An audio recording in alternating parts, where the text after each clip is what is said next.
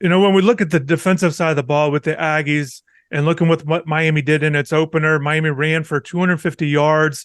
And there were some things that came out from a Miami standpoint in terms of how they want to approach a game. They said, look, the Miami Redhawks were playing soft coverage. We just kind of took what the defense gave us.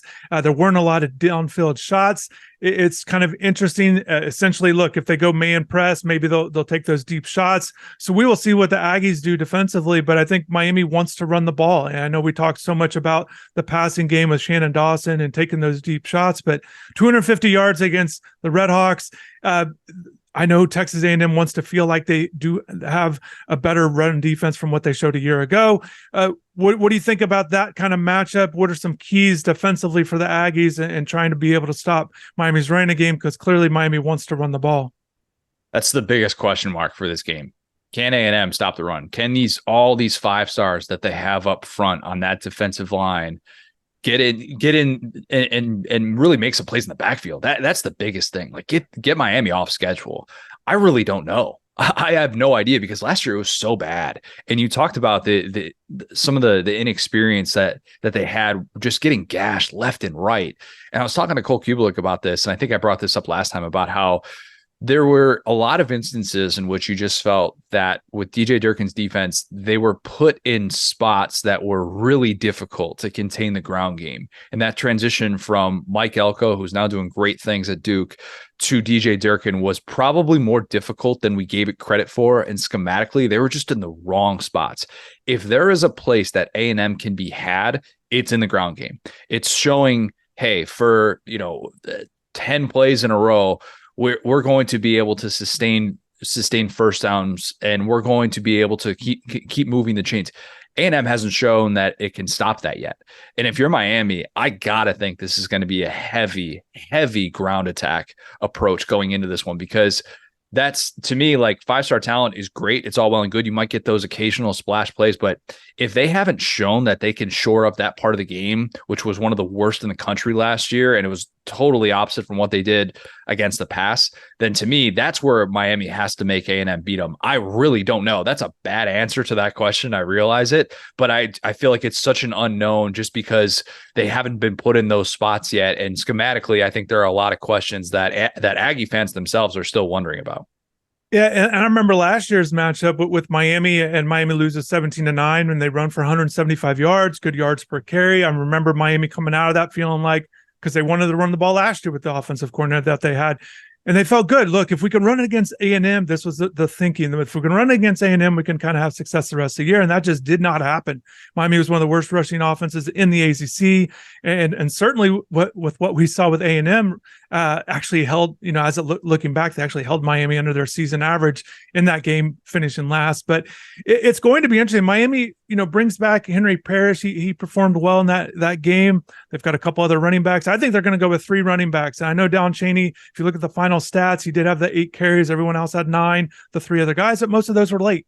I think they're going to go with mainly 3 guys, and A.J. Allen, a Nebraska transfer, with Parrish, and also the freshman Mark Fletcher. People are certainly excited about him. And I think they're going to lean on this offensive line, which is revamped. So they've got a couple new guys in there. That's why they feel good about it. They still want to be physical up front. They talk about that.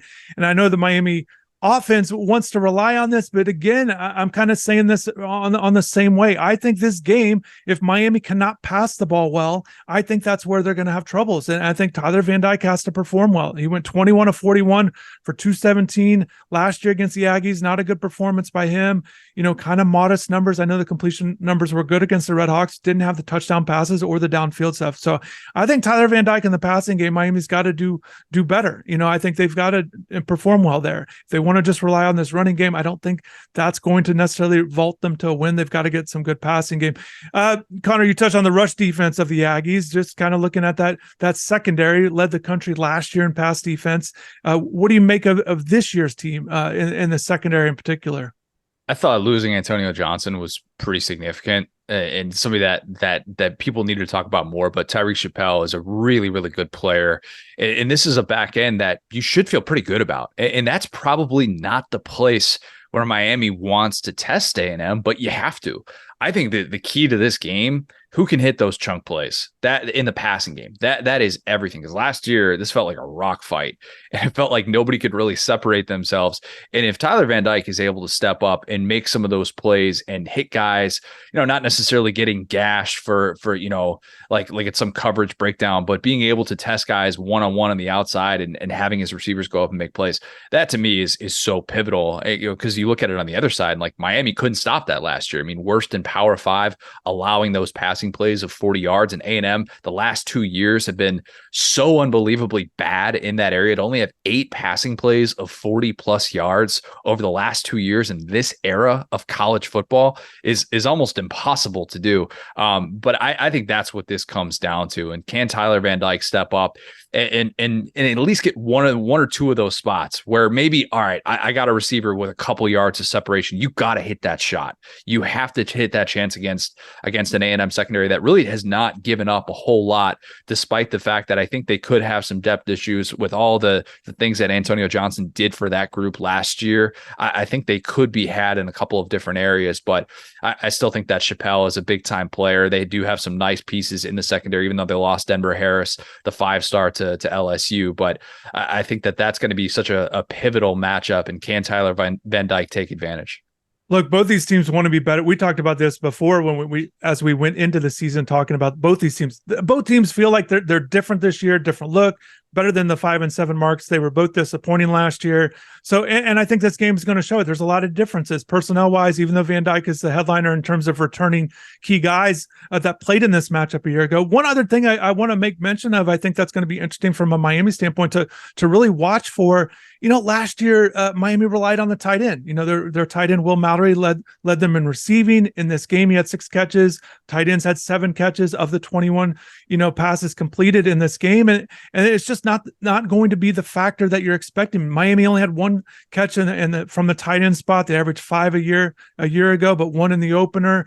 From what we saw in the spring game and also this open scrimmage in the fall, without Mallory there, and Elijah Arroyo is kind of the guy they expect to be this top receiving tight end, but he's still recovering from an injury. He didn't play in the opener. And I think, to me, it hasn't always been about if he's going to play.